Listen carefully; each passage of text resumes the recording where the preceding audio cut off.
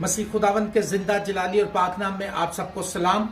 आज का पैगाम जो मैं आपके सामने रखना चाहता हूं वो पौलुस रसूल का खत है फिलिपियों की कलीसिया के नाम, उसका तीसरा बाब, फिलिपियों तीसरा बाब, और उसकी पहली 2 आयत में आपके सामने पढ़ूंगा।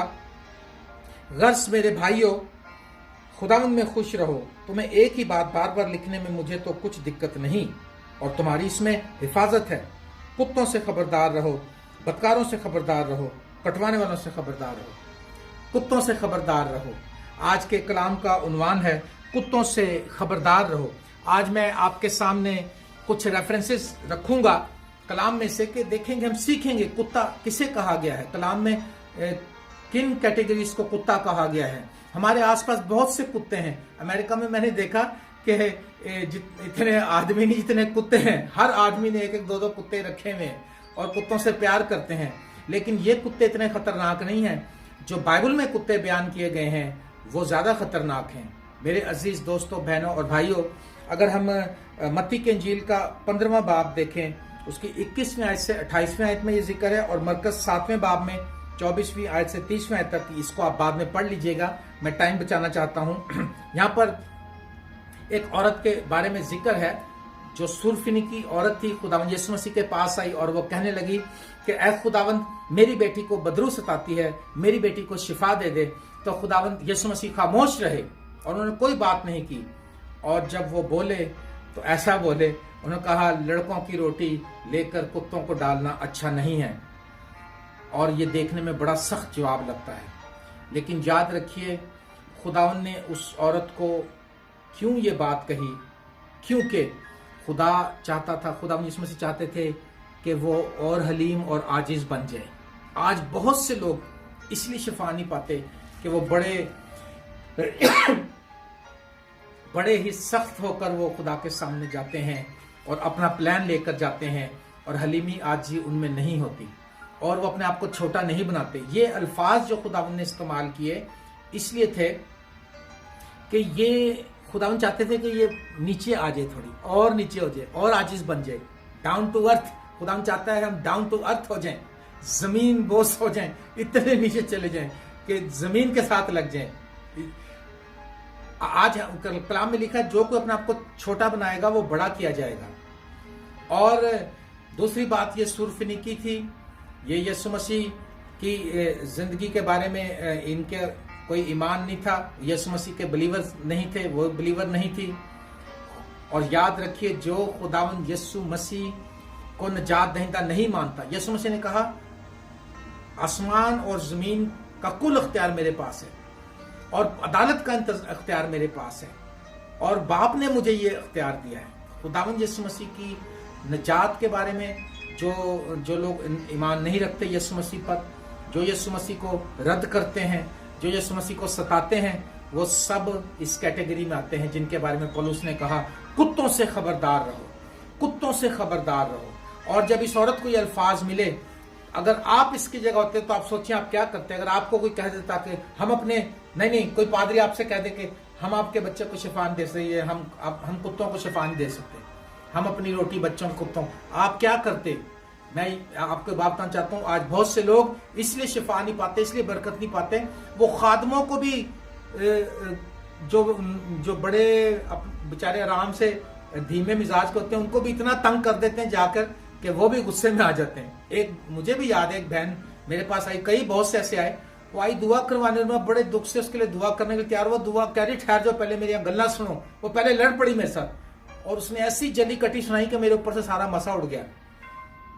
मेरे अजीजों, इस औरत ने बड़ा अच्छा स्टेप लिया। आप और हम इससे ये सीखते हैं कि यीशु के पास जब भी आना है, हलीम और आजिज और खाकसार बनकर आना है। और इसने कहा, हाँ मालिक, जो मालिकों की मेज से रोटी के टुकड़े गिरते हैं, कुत्ते वो खा के अपना पेट भरते हैं, तो तू मुझे वही रोटी का टुकड़ा दे दे। तो यीशु मसीह ने फौरन कहा, यीशु ने कहा, इसी कलाम के वसीले से जा, इसी कलाम के वसीले से जा, बदरू तेरी बेटी में से निकल गई है।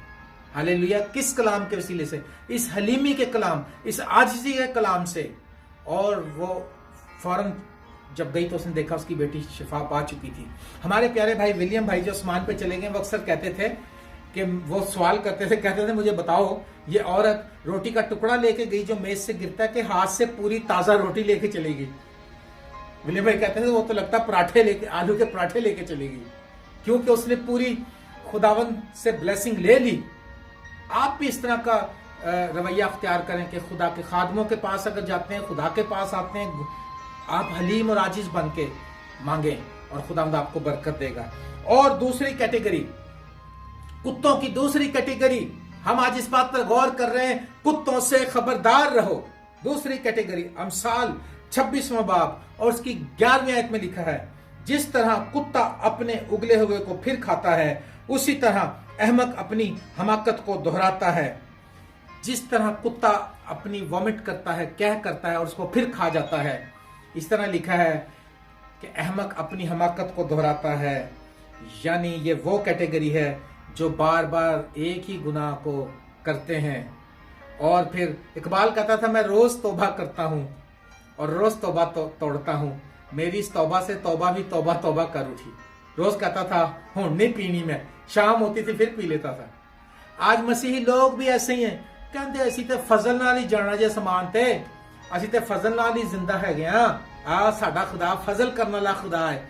फजल आजादी को पौलुस कहता है, इस आजादी को बदी का पर्दा ना बनाए। फजल का मतलब ये नहीं कि जो मर्जी करते फिरें, फजल का मतलब है सब कुछ करने के बावजूद भी अपने आप के उस करने के इवज में नहीं ले रहे, क्योंकि ये हम इस लायक नहीं है।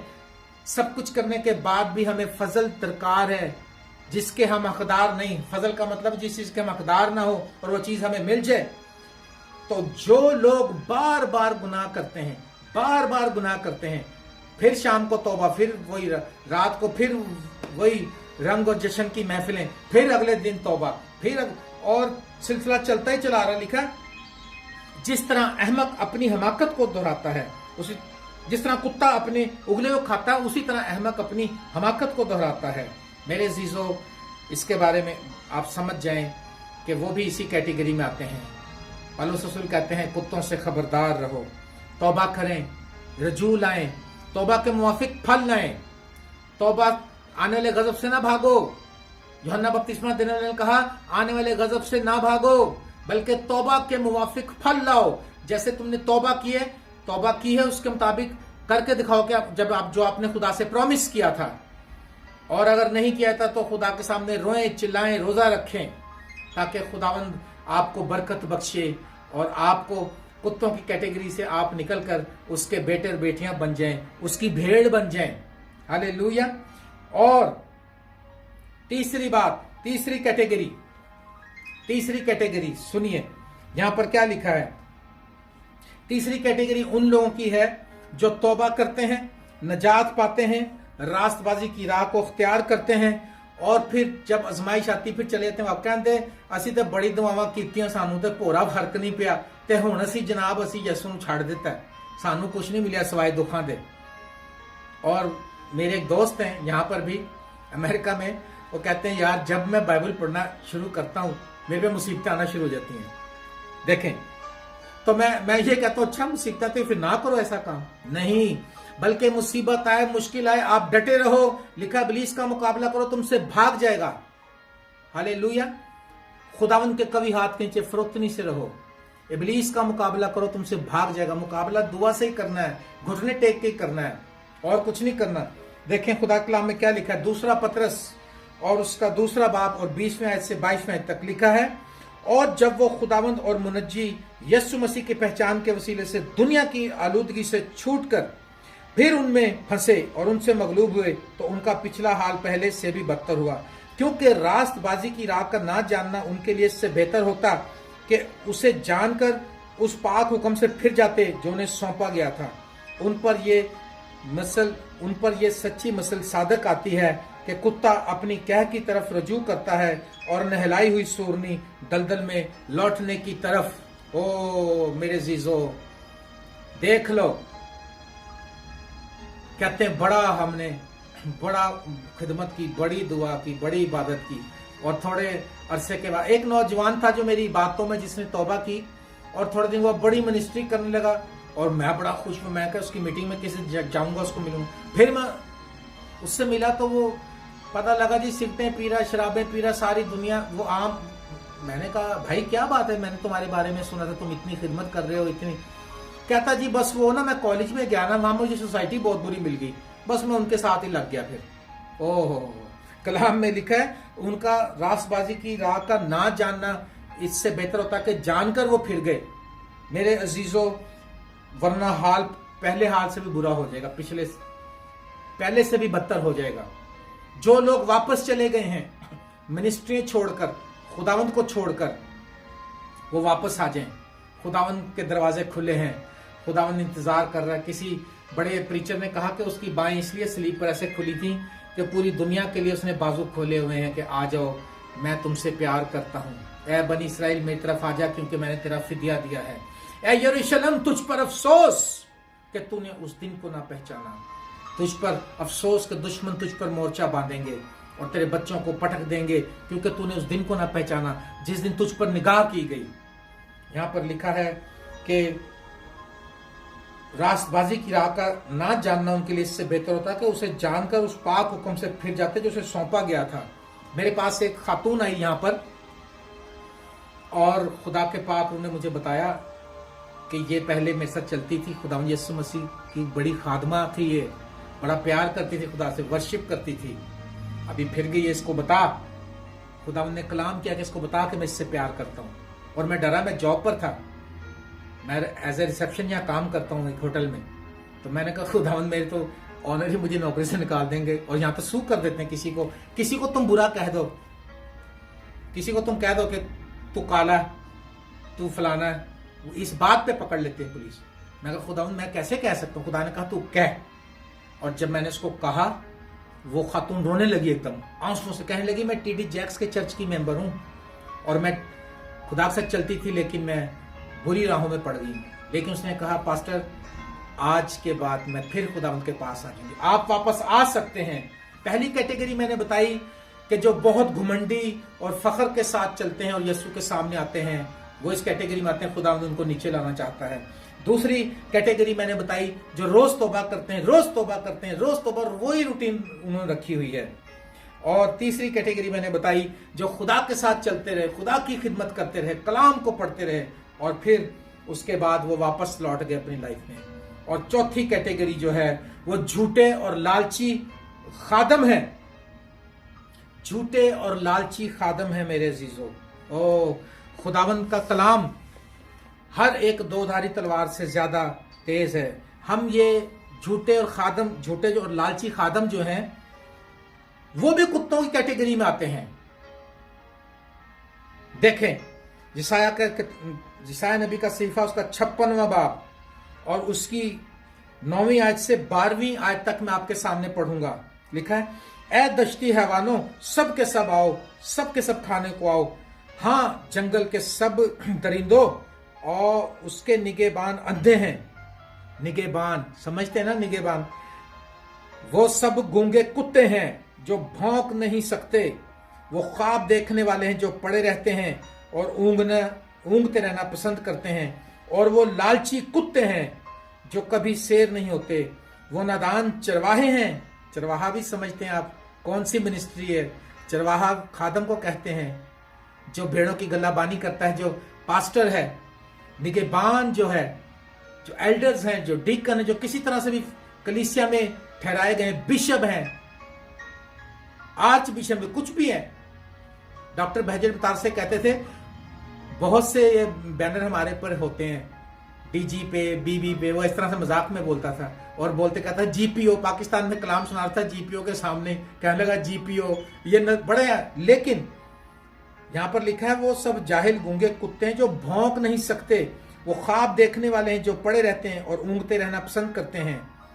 और वो लालची कुत्ते हैं जो कभी शेर नहीं होते। वो नादान चरवाहे हैं, वो सब अपनी अपनी राह को फिर गए। हर एक हर तरफ से अपना ही नशा ढूंढता है। ये वो खादम है जो लालच करते हैं, जो सिर्फ फाइनेंस के लिए, जो पैसा कमाने के लिए चक्कर चलाते हैं कि हमने कलाम तो सुनाना लेकिन पैसा कैसे आएगा।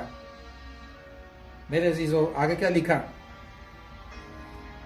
और हर एक कहता है तुम आओ मैं शराब लाऊंगा और हम नशे में चूर होंगे और कल भी आज की तरह होगा बल्कि इससे बेहतर। ये सब के सब लिखा लालची कुत्ते हैं, हैवान हैं, ये नादान चरवाहे हैं, उनके निगहबान अंधे हैं, गूंगे हैं, लालची हैं, कुत्ते हैं। जो मैंने सुना कि भाई भगत सिंह कलाम सुनाने आए थे एक बार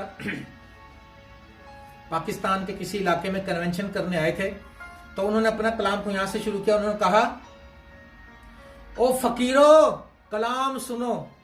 आज खादम जो वो बड़े फकीर बन गए, मांगते रहते हैं।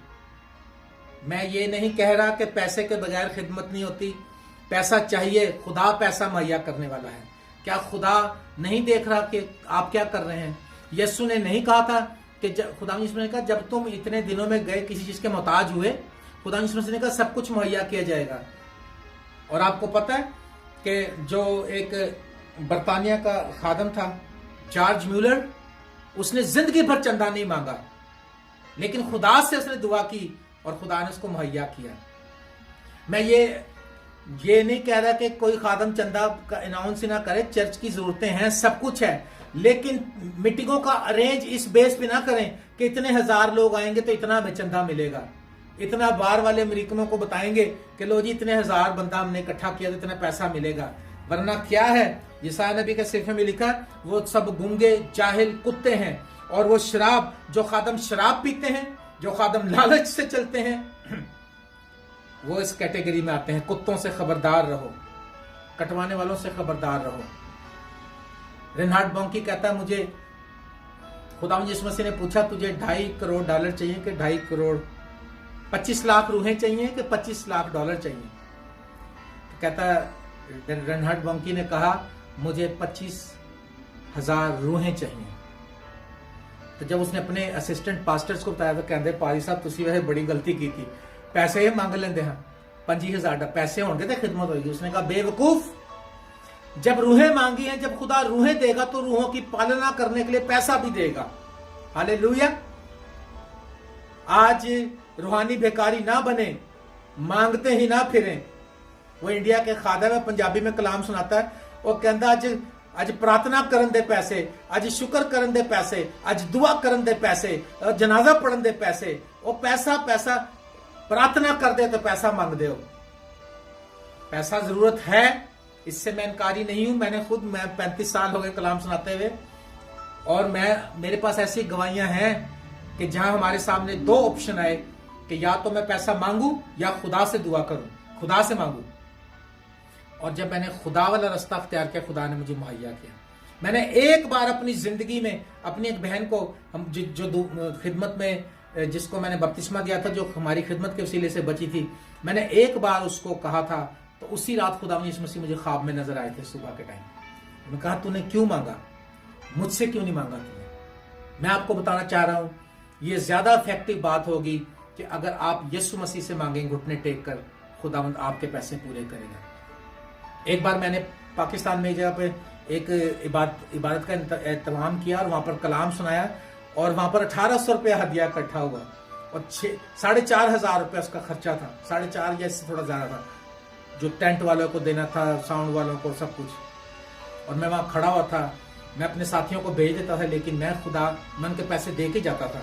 और जब टेंट वाले वो सब कुछ संभाल रहे थे तो मैं दुआ कर रहा था, मैं कहा खुदावन तू मुहैया करने वाला खुदा है। मैंने कभी इनको जाने नहीं दिया, आज पैसे ही नहीं मेरे पास, अभी तू मुहैया कर दो। और 1 मिनट थोड़ी देर में एक मोटरसाइकिल पे मियाँ बीवी आए, उनका भाई साहब को हमने आपके पास इबादत में आना था, लेकिन हमें कहीं जाना पड़ गया, ये हमने आपके लिए हदिया रखा था, ये ले 2000। थोड़ी देर में और कोई आया, उसने कहा भाई साहब हमने आपके लिए हदिया रखा था, वो मेरे अजीज की डेथ हो गया, वहां चले गए थे, ये लो पकड़े। वो करते कराते मेरे पास इतने पैसे इकट्ठे हो गए, 8-9 हजार उसी टाइम, कि उनके कर्जे उतार के सब कुछ दे के 4-5 हजार जेब में डाल के मैं घर भी चला गया। हालेलुया। खुदा मुहैया करने वाला खुदा है। पैसे के लिए लालच ना करें और शराब ना पिए। खादम शराब पीने से तौबा करें। शराब की वजह से तो आज मसा ही नहीं आ रहा हमारी मीटिंगों में। खादम पे जो मसा होगा वही कलीसिया पे आएगा। लोग कहते हैं कलीसिया ने रोजानी रखा हो, खादम पे मसा होगा तो वो आगे जाएगा। खादम को आग की तरह होना चाहिए। हालेलुया। और एक कैटेगरी ये हो गए झूठे और लालची खादम। आपको पता है कौन खादम था? जहाजी। जिहाजी ने क्या किया, जब अलीशिया ने उस नुमान कोड़ी को शफा बख्शी और उससे कोई हदिया नहीं लिया, तो उसने कहा कि मेरे मालिक ने तो इसको ऐसी जान दिया। वो भागा गया और उससे कपड़े और चांदी ले आया। और अलीशिया ने कहा तूने वो काम किया है, जा अब उस नुमान का कोड़ तुझे तेरी नस्ल को सदा लगा रहेगा। मेरे अजीजों, लालच से खिदमत ना करें। यस्सु को सताने वाले, यस्सु को छेदने वाले भी कुत्ते हैं। ज़बूर 22 में लिखा है, 16 से 20 आयत में लिखा है कि ज़ियाफ़तों के बदतमीज मस्करों ने मुझे घेरा है, मैं अपनी हड्डियां गिन सकता हूं, मेरी जुबान तालू से चिपक गई, मेरी जान खुश्क हो गई। ए खुदा मुझे सांडों के सींगों से छुड़ा, ए खुदा मुझे कुत्ते के काबू से छुड़ा।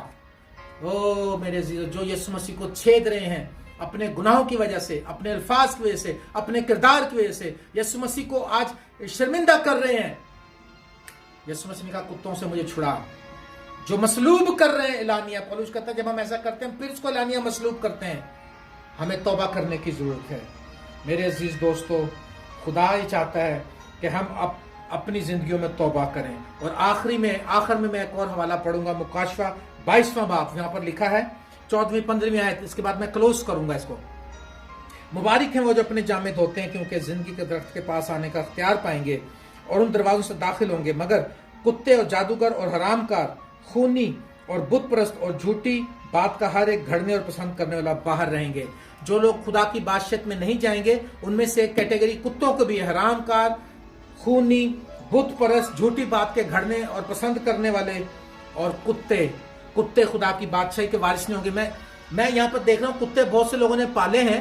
तो आप मुझे बताएं, अगर आप आपके घर में कुत्ता हो और आप अपनी प्रॉपर्टी अपने बच्चों में तकसीम करें, तो 4 बेटों में अगर आप प्रॉपर्टी तकसीम करते हैं और 5वां कुत्ता हो, तो क्या कुत्ते को भी एक हिस्सा देंगे? नहीं, कुत्ते का प्रॉपर्टी में कोई हिस्सा नहीं है। इसी तरह से आसमान की बादशाही की जो प्रॉपर्टी है, जो आसमान की बादशाही में हमारे जगह तैयार की गई, उसमें कुत्तों के कोई गुंजाइश नहीं, कुत्तों को कुछ नहीं मिलेगा। यानी जो कुत्तों की कैटेगरी में आज जिंदगी गुजार रहे, कहते हैं खुदा फजल नाल सानू ले जाएगा जी, खुदा दा फजल है साडे ते। कोई ऐसा फजल नहीं होगा। फजल हो गया, उस फजल के मुताबिक आप चलना शुरू करें। फजल डिमांड करता है होलीनेस की, पाकीज़गी की, ताबेदारी की। यीशु मसीह ने कहा ये सब कुछ कर एक अमीर आदमी, उसने कहा मैंने बचपन से इन पे अमल किया। उसने कहा अब तू मेरे पीछे हो ले सब कुछ छोड़कर। मेरे अजीज दोस्तों, मैंने आज आपके सामने रखा है, कुत्तों से खबरदार रहो। झूठ जो रोज तौबा करते हैं, रोज तौबा तोड़ते हैं, वो कुत्ते हैं। जो अकड़ के चलते हैं वो कुत्ते हैं। जो शराबे पीते हैं, खादम जो चंदे के झूठे और लालच से वो खिदमत कर रहे हैं पेट भरने के लिए और अयाशी करने के लिए, वो कुत्ते हैं। मैं नहीं कहता, ये खुदा का कलाम बताता है। और जैसा जिहाजी ने किया था। मेरे अजीज दोस्तों, जो लोग यीशु मसीह को लानिया जलील कर रहे हैं, उसको मसलूब करते हैं बार बार अपने किरदार से, उनको तौबा करने की जरूरत है। मैं आपका खादम होते हुए, आपका दोस्त, आपका भाई होते हुए, मैं ये चाहता हूँ कि मैं आपको उभारता हूँ कि आज आप तौबा करें। दिन बुरे हैं, वक्त करीब है, यीशु की आमद करीब है। कुत्तों की जिंदगी से निकलकर यीशु मसीह की भेड़ बन जाएं। हालेलुया। और जब हम भेड़ बन जाएंगे तो फिर वो कहता है अच्छा चरवाहा अपनी भेड़ों के लिए अपनी जान देता है। मेरी भेड़ें मेरी आवाज सुनती हैं। हालेलुया। मैं अपनी भेड़ों को नाम बनाम जानता हूं, और वो कहता है कि मैं अपनी भेड़ों को लेकर जाता हूं और भेड़ें उसकी आवाज को पहचानती हैं, उसके नक्शे कदम पर चलती हैं। खुदावंद, फिर हम कह सकते हैं भेड़ होते हुए, खुदावंद मेरा चौपान। क्योंकि हम कुत्ते नहीं हैं, हम ये कह सकते हैं, क्योंकि अब हम भेड़ बन गए हैं, हम कह सकते हैं खुदावंद मेरा चौपान है, मुझे कमी न होगी। वो मुझे हरीर चिरागों में बिठाता है, वो मुझे राहत के चश्मों के पास जाता है। मेरी दुआ है खुदावंद आपको बरकत बख्शे, आपको अपने रूह से भरे, अपने कलाम से भरे, और आपको सच्ची तौबा करने का फजल दे, और आप कुत्तों कैटेगरी से निकलकर उसकी भेड़ बन जाएं। खुदावंद आप सबको बरकत दे। God bless all of you. Thank you very much.